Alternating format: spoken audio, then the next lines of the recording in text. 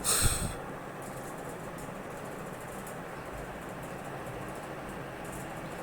hey guys, welcome to the session of Target Olympiads, and today we are gonna be starting not starting हम लोग continue करेंगे chapter को। हमारा excretory product elimination जो chapter चल रहा था उसको ख़त्म करते और आज कवर करते हैं बेसिकली। तो फंक्शनल ऑफ टिब्यूल्स बाकी था और हमारा और चीज़ें बाकी है, तो हम देखते हैं। और हमारा कंसंट्रेशन ग्रेडियंट्स भी बाकी है कि किस पार्ट ऑफ द नेफ्रॉन में कितना कंसंट्रेशन होता है, वो सब हम लोग देखेंगे। आज स्टार्ट करते हैं। ये सेशन रिकॉर्डेड है तो इसमें आप मेरे से लाइव चैट नहीं कर सकते। ओके, कंटिन्यू करते हैं।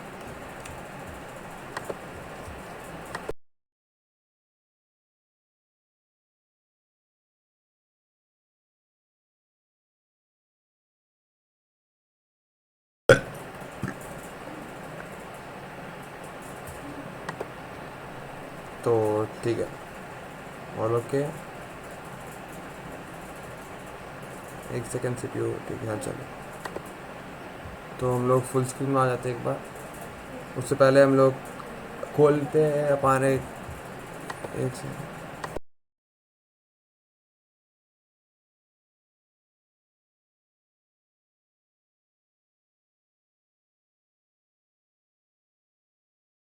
तो कल सबसे पहले हम लोग देखते हैं कि किस पार्ट ऑफ द नेफ्रॉन में क्या आता है और क्या जाता है। हाँ, उसके लिए मैंने एक इमेज रखा था स्टार्टिंग में, ऊपर में ही।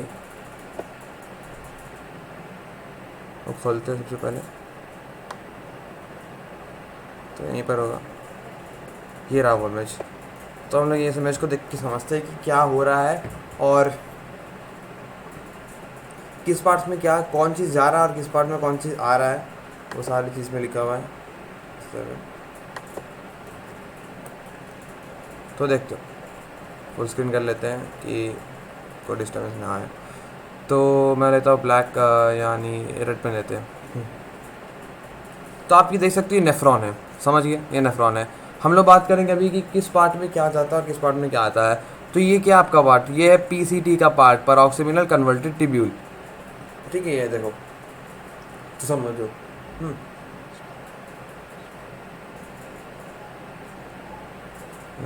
हाँ, तो यहाँ से देख रहे हो कि बाहर निकल रहा है HCO3 माइनस, NaCl बाहर निकल रहा है, H2O माइनस, H2O बाहर निकल रहा है, न्यूट्रिएंट्स और K प्लस बाहर निकल रहा है। जा क्या रहा है पर, दिख गया, NH3 और H प्लस जा रहा है। हाँ, तो क्या हो रहा है यहाँ पर, NH3 और H प्लस जा रहा है। किडनी में क्या होता है, किडनी में बोलो, यूरिन में ज़्यादा क्या निकलता है आपको, अमोनिया का कंपोनेंट निकलता है ना हमारे को। NH2 निकलता है यानी यूरिया एंड NH निकलता है यानी यूरिक एसिड। तो ये हो गया अमोनिया, यूरिया, यूरिक एसिड। तो ये जो NH3 जा रहा है, इसका मतलब क्या देख रहे हो कि NH3 इसके अंदर मेंटेन है ताकि बाहर निकल पाए NH3, और ताकि यूरिया में NH3 का कंसनट्रेशन रहे। बेसिकली हमें निकालना क्या है, इसी को निकालना है। तो NH3 बाहर निकल रहा है। हाँ, ठीक है, देख लियो ऐसे, और H प्लस जा रहा है। तो यहाँ पर आपको याद रखना है कि है क्या। तो बेसिकली ऐसे याद रखो कि HCU3 माइनस NaC, मतलब याद कर लो, सिंपली याद कर लो। मैं थोड़ा सा पढ़ लेता हूँ। हाँ, सो PCT also helps for the maintenance of the ionic balance. And PCT में क्या होता है of the body, and PCT में होता है selective secretion of hydrogen and ammonium and the potassium and ion into the filtrate and absorption of HCO3 from it। तो absorption of HCO3 हो रहा है, सिक्रेशन हो रहा है। तो इसमें आपको बेसिकली इतना का नाम याद रखना है। हाँ, HCO3 minus NaCl, H2O, nutrients K plus, H plus NH3। तो आप नीचे याद कर सकते हो H प्लस NH3 आसानी से। HCO3 माइनस और यूनिक है, पानी हर जगह होता है, nutrients K plus and NaCl हो गया। तो डिसेंडिंग लूप की बात करते हैं। तो conditional reabsorption of Na plus and water takes place in the segment. तो DCT में क्या होता है, आपका रीअब्जॉर्प्शन ऑफ HCO3 माइनस होता है, सॉरी, हाँ, यहाँ पर होता है reabsorption of HCO3 minus and reabsorption of Na plus in the distal convoluted tubule. और and selective secretion of hydrogen ion and potassium to maintain the pH balance। तो यहाँ देख लो, पोटेशियम आयन और हाइड्रोजन आयन यहाँ पर हो रहा है for making the pH balance के लिए, पीएच बैलेंस को रखने के लिए यहाँ पर K प्लस और H प्लस का हो रहा है यहाँ पर, और SCO3 माइनस यहाँ पर क्या हो रहा है, सिलेक्टिवली सेक्रेशन अब्जॉर्प्शन हो रहा है। तो SCO3 माइनस यहाँ पर वापस आ गया, NaCl आ गया, H2 आ गया, यहाँ H प्लस और NH3 की जगह K प्लस और H प्लस आ गया। ओके, तो याद करना ईजी, इसलिए मैं ऐसे पढ़ा रहा हूँ। तो लूप ऑफ हेनले की बात करें तो लूप ऑफ हेनले में वाटर का अब्जॉर्प्शन हो रहा है। सो यहाँ पर देख सकते हो वाटर का, यहाँ सॉल्ट का और यहाँ पे फिर सॉल्ट और यूरिया और वाटर बाहर निकल रहा है। और अंतिम में प्रोडक्शन किसका होगा, यूरिया और वाटर नहीं निकलेगा। यूरिन में क्या होता है, यूरियन वाटर, तो यूरिया और वाटर हमारा बाहर निकल रहा है। ठीक है, आपने देखा कि यूरिया और वाटर बाहर निकल रहा है, तो ठीक है, हम समझ पाए कि क्या होता है क्या नहीं, कैसे हो रहा है कैसे नहीं, उसको याद करना है, समझना है, डन। तो पहला टॉपिक तुम्हारा हो गया फंक्शनल यूनिट। तो ये बेसिकली याद करने का, इसमें कुछ बताने का नहीं मुझे। तो हम नीचे आते हैं और डिस्कस करते हैं कंसंट्रेशन ग्रेडियंट को।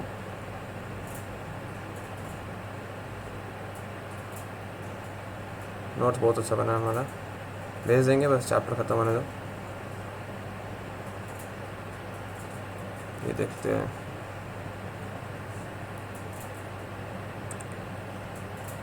Concentration of filtrate.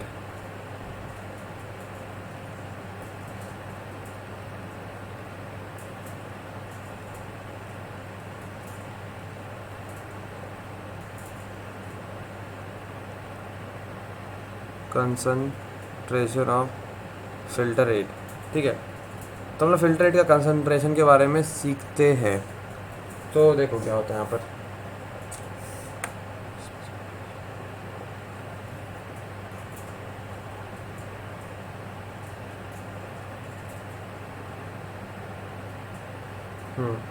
एक सेकेंड।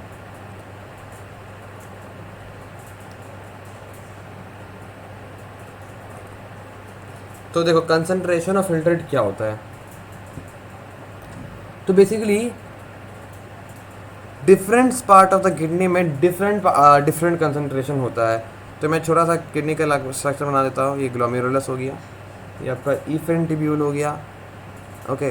देन ये आपका proximal and loop of Henle, then distal convoluted tubule, then आपका कलेक्टिंग डक्ट हो गया, डन।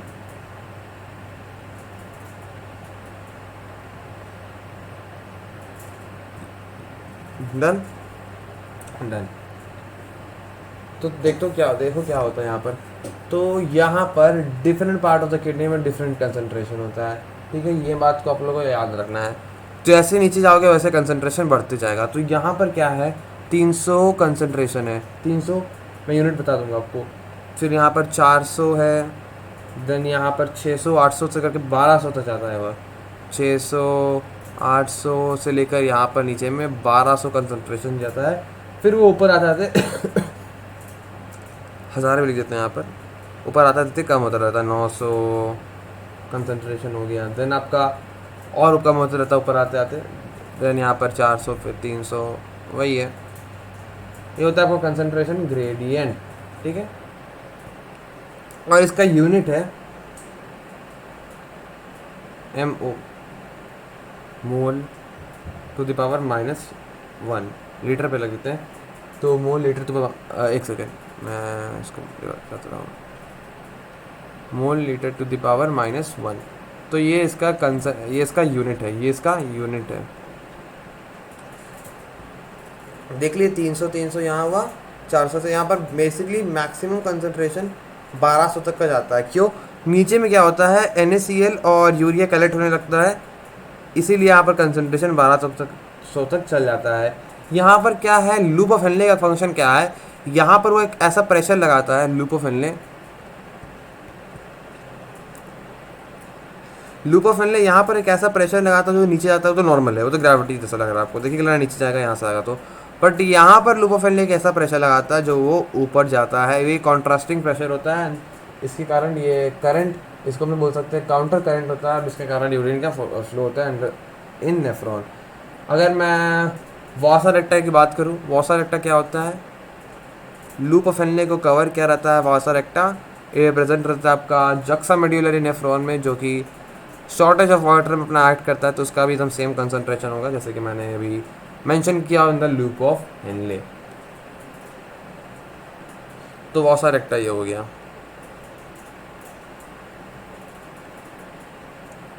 डन। तो हमने इतना बात समझ लिए भाई, समझ लिए, आगे बढ़ते हैं। तो देखो आगे, the proximity between the Henle and the vasa recta में काउंटर करंट के बारे में यहाँ पर लिखा हुआ है, तो ये मैंने आपको बता दिया। तो यहाँ पर 300 से 300 होता है मिनिमम, एंड नीचे जाते जाते in the lower medullary reason यहाँ पर 1200 तक का कंसंट्रेशन चल जाता है। तो ये ग्रेडियंट क्यों बनता है, तो this concentration gradient is caused with, ये भी मैंने आपको बता दिया कि this concentration gradient is caused due to क्या,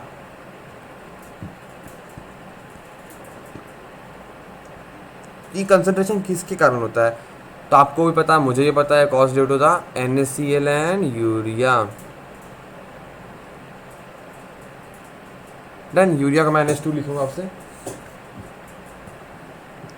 तो देखो आगे बात करते हैं। तो NaCl is transported to the ascending loop of Henle which is extend to the descending loop of Henle, and NaCl is return to the intestinal portion, intestinal fluid by the ascending loop. ये सब बात तो मैंने आपको बता दिया है। Counter current के बारे में यहाँ पर बहुत मेंशन किया हुआ है, तो आपको ये काउंटर करंट के बारे में जानना, नाम याद रखना होगा कि काउंटर करंट है।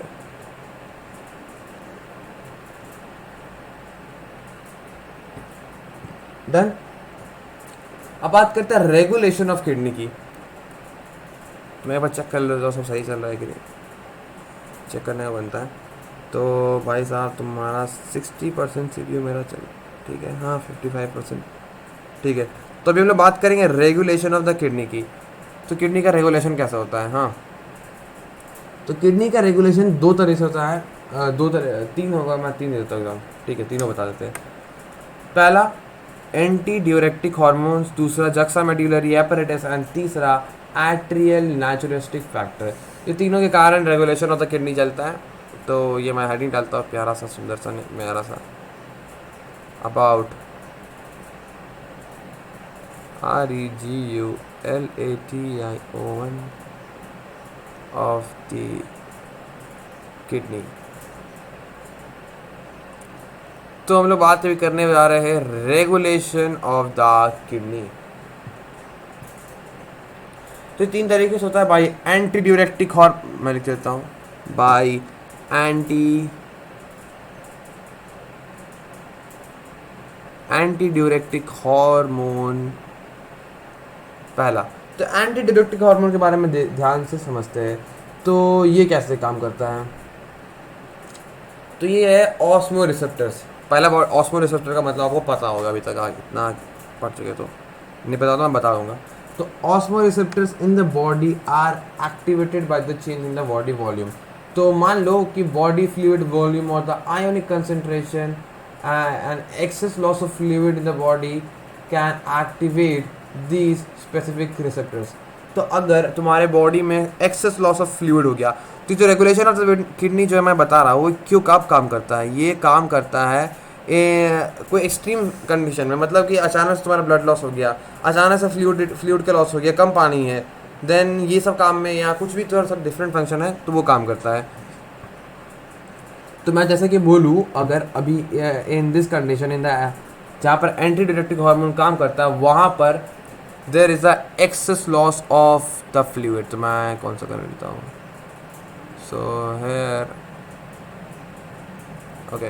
so here excess loss of fluid is there,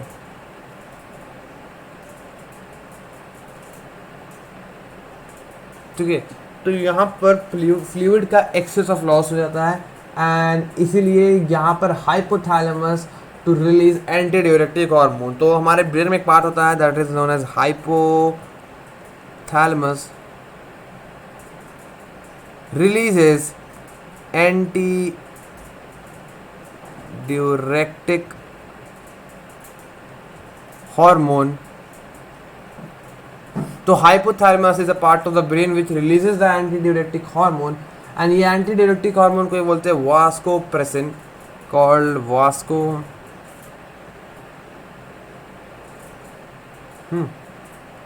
तो ये क्या करता है ADH भी बोल सकते हैं antidiuretic hormone facilitate the water reabsorption in the distal part of the kidney hair fall therefore preventing diuresis। तो क्या करता है देखो ये है एंटी डायरेक्टिक हाइपोथैलेमस हमारा एक पार्ट ऑफ द ब्रेन है ये रिलीज करता है anti diuretic hormone of the वास्कोप्रेसिन। ये क्या करता है स्टार्ट अब्सॉर्बिंग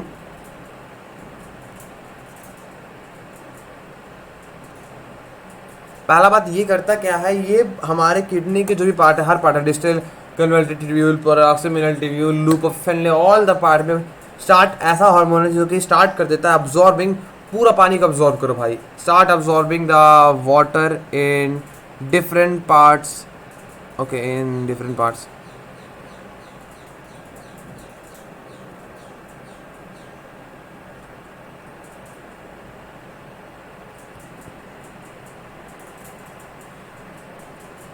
तो डिफरेंट पार्ट्स में किडनी को क्या बोलते हैं डिफरेंट पार्ट में पानी को अब्जॉर्ब करना स्टार्ट कर देता है द एंटी डायरेक्टिक हार्मोन का ये फंक्शन होता है एंड प्रिवेंट कर देता है डायरोलिसिस। तो इसमें हम कम से क्यों आ सकता है प्रिवेंट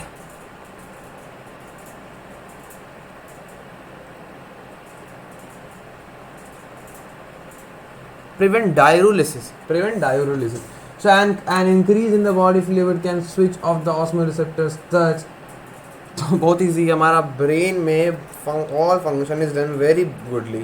तो जहाँ पर पानी फिर हमारा फ्लूइड बढ़ा तो ऑस्मो रिसेप्टर हमारा जो भी है हाइपोथैलेमस को बोलेगा अब एंटी डायरेक्टिक हार्मोन को रिलीज करना बंद करवाओ फ्लूइड मेरे पास काफ़ी है तुम चिल करो मैं रिलैक्स करता हूँ ठीक है डन। आगे बात करते हैं जक्सा ग्लोम्युलर एपरेटस।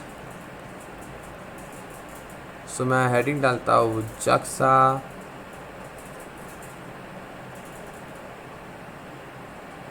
ग्लोम्युलर एपरेटस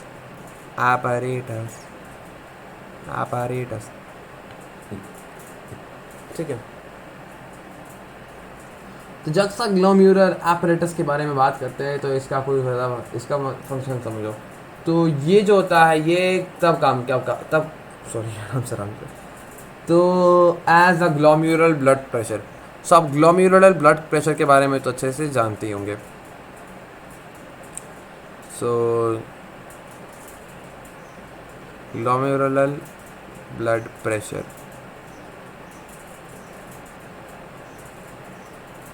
तो 3 टाइप का ब्लड प्रेशर होता है आपको मैंने बताया glomerular blood pressure colloidal blood pressure and the fluid के कारण जो ब्लड प्रेशर होता है। तो कोलोइडल ब्लड प्रेशर प्रोटीन के कारण होता है फ्लूइड जो रेजिस्टिविटी देता है उसके कारण एक फ्लूइड प्रेशर होता है।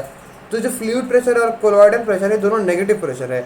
आपका होता है only positive pressure is the glomerular pressure and अगर आपका ग्लोम्युलर प्रेशर हो गया कम अगर ये हो गया कम देन आएगा हमारा हीरो देन आएगा हमारा जक्सामेडुलरी एपरेटस सेल्स और वो रिलीज करेगा एन एंजाइम कॉल्ड रेनिन ठीक है। तो जे रिलीज करेगा रेनिन भाई साहब क्या करेगा तोड़ेगा किसको एंजियोटेंसिनोजन एंजियोटेंसिनोजन ब्रेक करेगा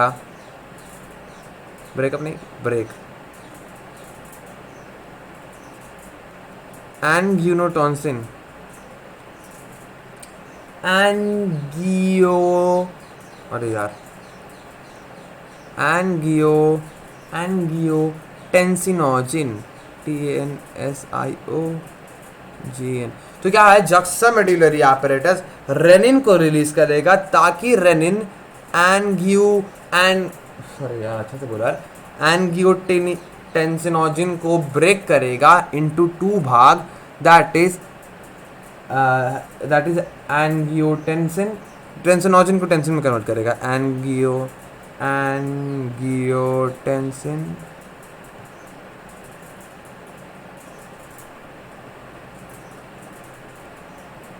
एंगियोटेंसिन 1 2, एंगियोटेंसिन 1 एंड एंगियोटेंसिन 2, इसके कोई काम नहीं है, बाद में कन्वर्ट हो, इसका काम क्या है, कन्वर्जन टू द एंगियोटेंसिन 2। एंगियोटेंसिन 1 क्या होगा, एंगियोटेंसिन 2 में अपने आप कन्वर्जन करेगा, और एंगियोटेंसिन 2 का हमारा काम करता है, वो क्या करेगा, ग्लोमेरुलर ब्लड प्रेशर को क्या करना है, हमको इंक्रीज करना है।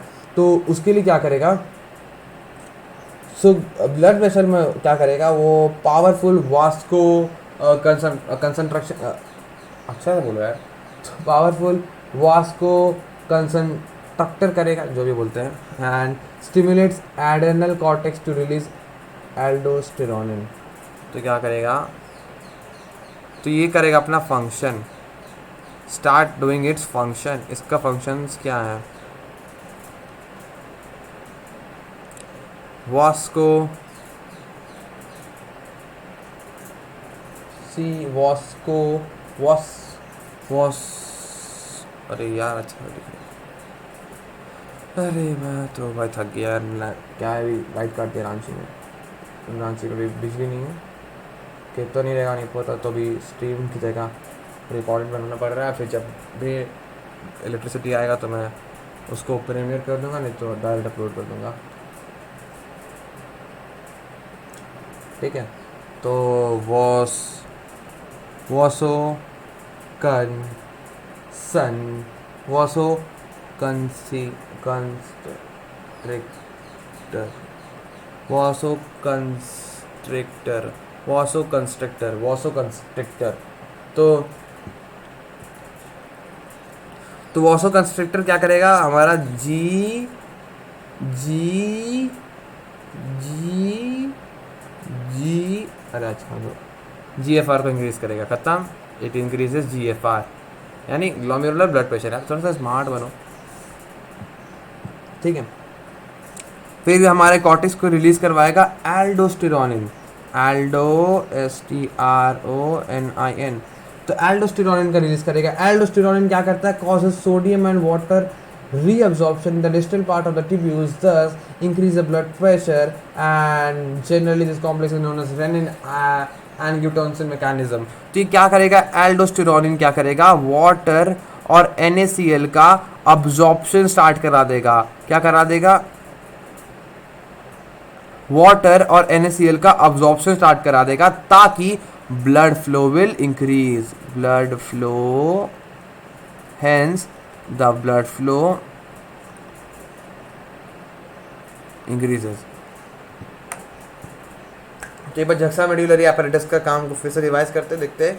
तो जक्सामेडुलरी apparatus कब काम करता है, तब काम करता है, कब काम करता है, तब काम करता है, मतलब वो रिलीज करता है रेनिन, खत्म। रेनिन क्या करता है, जक्सामेडुलरी एंगियोटेंसिनोजिन को दो भाग में ब्रेक करता है, एंगियोटेंसिन 1, एंगियोटेंसिन 2। और एंगियोटेंसिन 1 का काम क्या है, सिंपली बाद में एंगियोटेंसिन 2 में ब्रेक डाउन होगा। फिर एंगियोटेंसिन मेन काम करता है, एंगियोटेंसिन 2 मेन काम करता है, वो वास्को कंसंट्रेशन करता है, उसके बाद अच्छा तो कभी ज़िंदगी में बोल नहीं पाऊंगा, और वो रिलीज करता है, वो GFR का वैल्यू इंक्रीज करता है। एंड एल्डोस्टेरोनिन क्या करता है, NaCl और वाटर का अब्जॉर्प्शन करता है, ताकि ये फ्लो इंक्रीज कर पाए। अब बात करते हैं हमारा तीसरा चीज़, दैट इज एट्रियल नेचुरिस्ट, ठीक है, मैंने बोला भी नहीं पूरा डायरेक्ट लिखते, तो मैं हनी डाल रहा हूँ, एट्रियल नेचुरेटिक आर्ट्रियल नेचुरेटिक फैक्टर।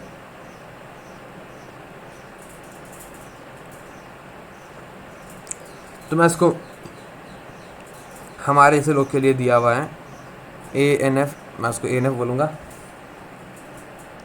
तो क्या करता है, अगर an increase in the blood flow in the artery of the heart causes release of ANF, thus ANF cause vasoconstriction and hereby decreases the blood pressure. ANF inhibit the release of renin from CA and check that। तो basically rennin को हटा देता है क्योंकि यहाँ पर blood flow increase कर गया है। तो अगर हार्ट का आर्ट्रियल यहाँ पर लिखा हुआ है तो ये आर्ट्रियल आप समझ लिए होंगे, आर्ट्रियल नेचुरिस्टिक फैक्टर। तो अगर अगर भगवान ना करे बट अगर हार्ट का ब्लड प्रेशर, स्पेलिंग देखो मेरा यार,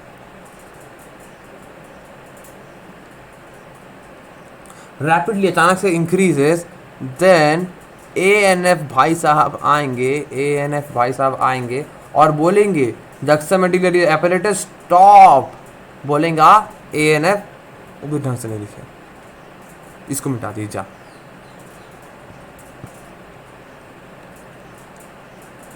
ANF भाई साहब आएगा, बोलेगा जक्सामेडुलरी एपेरेटस भाई तू स्टॉप करो। तो बोलेगा क्या स्टॉप करूँ, तो बोलेगा अरे ऑब्वियसली रेनिन का सिक्रेशन को स्टॉप करो, ताकि क्योंकि ऐसे ही ब्लड प्रेशर इतना बढ़ गया है और तुम ब्लड प्रेशर बढ़ाएगा तो तुम्हें टपक गया। तो यही काम है आर्ट्रियल नेचुरिस्टिक फैक्टर का, यही काम है आर्ट्रियल नेचुरिस्टिक फैक्टर का। तो ख़त्म हो गया आर्ट्रियल नेचुरिस्टिक फैक्टर। देन जक्सामेडुलरी बोली जक्साग्लोमेरुलर एपेरेटस, जो कि यार टेंशन, पूरा टेंशन जैसा था। और एंटीडायरेक्टिक हार्मोन भी हमने समझ लिए। देन कंसंट्रेशन ग्रेडियंट समझ लिए, कहाँ पर क्या अब्जॉर्ब होता है वो समझ लिए। एक बार चैप्टर की स्टार्टिंग में आता हूँ, देखते क्या क्या ख़त्म है और क्या क्या बाकी है। हाँ, तो हम लोग डिफरेंट मोड्स ऑफ एक्सक्रीशन देख लिए, देन ह्यूमन एक्सक्रीटरी सिस्टम देख लिए, एफरेंट एनीफरेंट नेफ्रॉन के स्ट्रक्चर को देखे, नेफ्रॉन के स्ट्रक्चर को डिटेल में हम लोग देखे। देन वी हैव, एक सेकेंड,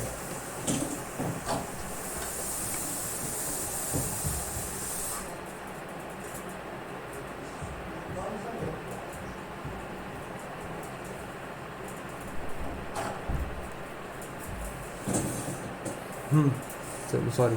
तो किडनी के फंक्शन को देख लिए, यूरिन फॉर्मेशन देख लिए, फिल्टर स्लिट्स का जितना भी था, tubular secretion, then function of tubules, concentration gradient देख लिए, सब चीज़ देख लिए। देन बचा क्या, बचा हमारा disorders and the role of other organs in excretion. तो हम लोग बेसिकली देखेंगे सेबेस्टियस ग्लैंड के बारे में, एंड हम लोग अदर देन एक्सक्रीशन बोल रहा है। तो क्या होता है अदर देन एक्सक्रीशन,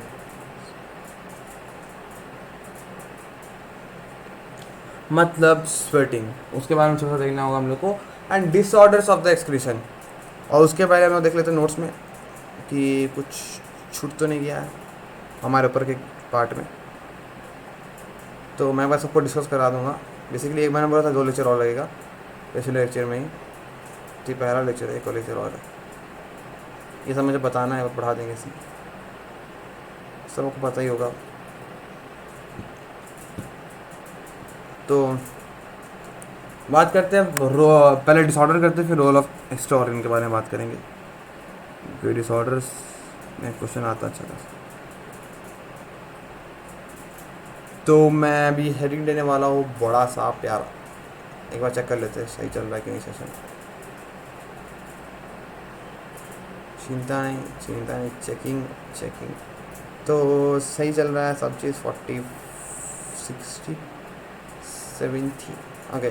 तो आधा घंटे का लेक्चर हुआ है, आज बढ़ा नहीं रहा क्योंकि मैं बोला 2 घंटे का, क्योंकि अभी लेक्चर चल जाएगा। अगर मैं 1 घंटा का पढ़ाने चाहूँ तो अगला बार भी आधा घंटा का बच जाएगा, कोई फ़ायदा नहीं होने वाला है। तो इसीलिए आज ही आधा घंटा रखेंगे, अगला लेक्चर का 1 घंटा रख देंगे। वैसे भी रिकॉर्डिंग है, ओके, रिकॉर्डिंग अपलोड करने में बहुत टाइम लगेगा, कितना GB जाता है। और आज क्वालिटी भी मैंने 720 लाया है, ठीक है। तो स्टार्ट करते हैं हमारा लास्ट आज का टॉपिक, डिसऑर्डर्स।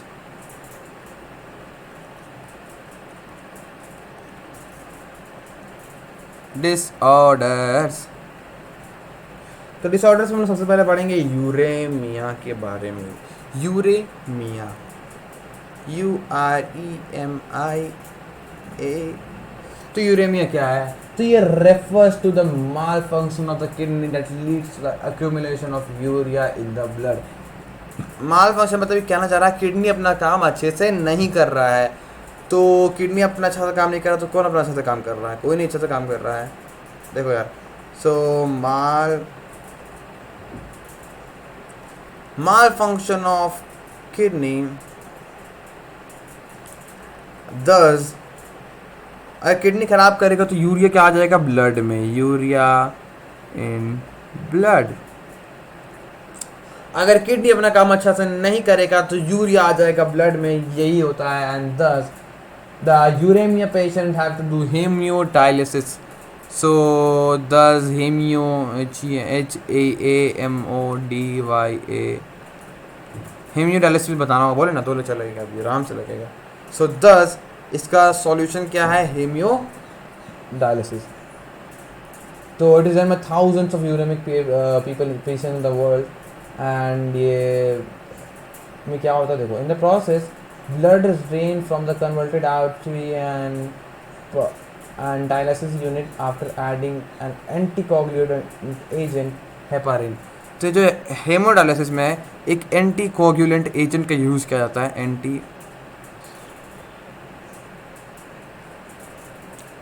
एजेंट का यूज़ किया जाता है, दैट इज़ हेपारिन। एंड इसका आपको याद करना होगा, उसमें क्वेश्चन आ चुका है, ठीक है। What is anticoagulant agent use in the kidney? That is heparin.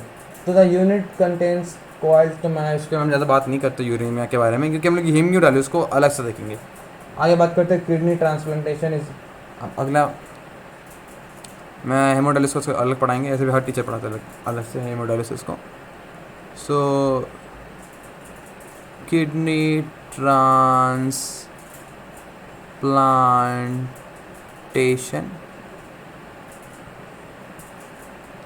so it is an ultimate method for the correction of the acute failure in the kidney by transplanting। भाई सिंपली डोनर से लिया जाता है, transfer किया जाता है। आगे बात करते हैं रेनल कैलक्यूली। तो रेनल कैलक्यूली को आप लोग को याद करना होगा, थोड़ा सा बायोलॉजिकल टर्म है, तो ये सब आपको हम सुन के पता चल गया क्या बोलने वाला हूँ मैं, बट ये है रेनल।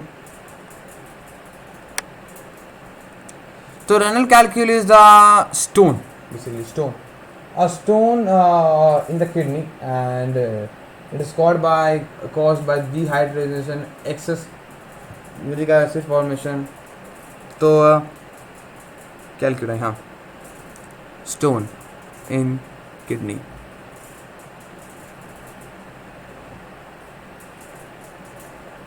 तो ये क्यों होता है भाई? स्टोन, रेनल कैलक्यूलाई मतलब स्टोन इन द किडनी, ये कॉज क्यों करता है? अब ज़्यादा दूध भी मत पियो, मतलब टू मच मिल्क, खूब ज़्यादा मिल्क पीने से आपको हो जाएगा रेनल कैलक्यूलाई। देन मैं बोल सकता हूँ डिहाइड्रेशन, कम पानी मत पियो, ये तो हो जाएगा renal calculi.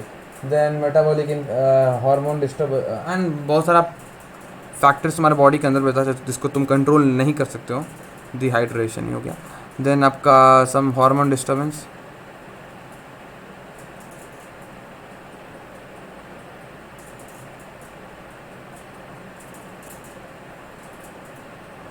Certain hormone disturbance. And then आपका अगला बात करते हैं हम लोग glomerulonephritis, inflammation in the glomeruli of the kidney.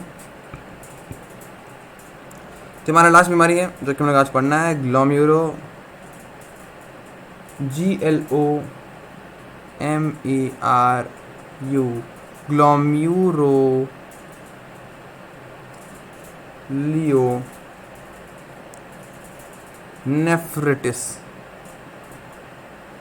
ग्लोम्युरोलियोनेफ्रिटिस, ग्लोम्युरोनेफ्रिटिस तो simply inflammation in the kidney वाली देता है यहाँ पर। इन्फ्लेमेशन इन किडनी नहीं, इन्फ्लेमेशन इन ग्लोम्युलाई, ग्लोम्युलर में इन्फ्लेमेशन हो जाएगा, दैट इज ग्लोम्युलोनेफ्रिटिस। देन हम लोग बात करते हैं role of the other organ in the excretion. तो आज हम लोग स्पीड में थोड़ा सा कवर किया टॉपिक्स को। अच्छा रहा, आज का सेशन कम टाइम का हुआ, बट बेसिकली प्रोडक्टिविटी एज ऐसे हम लोग का चले 45 मिनट्स का होगा, बट प्रोडक्टिविटी हमारे 1 घंटे का ही रहेगा। तो बात करते हैं role of the other organ in the excretion. Role of other organ इन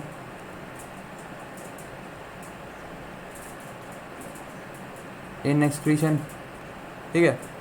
तो अभी हम लोग को बात करना है रोल यानी job of the other organ in excretion. तो देखो, apart from kidney, the liver, the lungs, the skin also do excretion part, you know all. तो लीवर क्या, लंग्स क्या करता है हमारा, CO2 निकालता है, that is also the excretion part.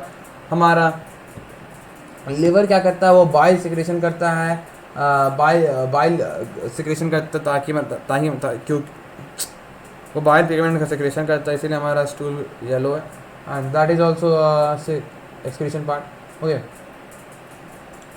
तो लीवर सिक्रेशन करता है bilirubin, biliverdin, cholesterol, dihydrotestosterone, vitamin and drugs, most of the thing is pass along with digestive waste. तो ये लीवर का बेसिकली इंपॉर्टेंट फंक्शन है जो कि हम लोग इस टॉपिक में पढ़ना है, एंड इस पर क्वेश्चन आ चुका है। तो मैं उसको बिल्कुल लाइन बाय लाइन एनसीईआरटी के एक लाइन को कॉपी करने वाला हूँ, हाँ। तो लिवर सिक्रेशन ऑफ, तो लिवर का secretion of what, bilirubin, rubin B, देखो नहीं जी है, BILIRU, BILIRUBIM, bilirubin, okay. Biliverdin, बिलवर्डिन,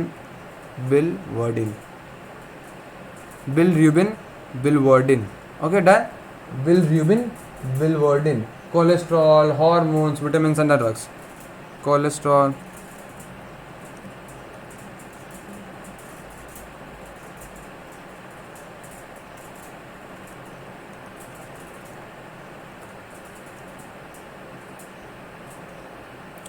सो बिलवर्डिन, ओके। आगे बात करते हैं द स्वेट ग्लैंड और the sebaceous gland of the skin also function of, तो वो निकालता क्या है, वो NaCl निकालता, पानी रहता है, यूरिया रहता है, और लैक्टिक एसिड निकालते हैं in the form of sweat. और स्वेट का फंक्शन क्या है, वो कूलिंग इफेक्ट देता है। सेबाशियस gland eliminates certain things, substance like steroid, hydrocarbons and waxes through sebum। इससे भी क्वेश्चन आ सकता है, मैं लिख देता हूँ सिंपली, 2-3 पॉइंट है। तो sebaceous gland releases steroids,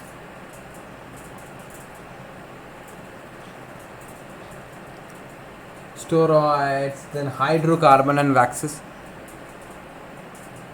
hydrocarbon through sebum। तो sebum के through steroid, waxes and the hydrocarbon sebaceous gland release करता है, and secretion provides oily covering in the skin and small amount of nitrogenous space। तो ये क्या करता है, हमारे स्किन में एक ऑयली कवरिंग बना देता है। as a result oily covering in our skin।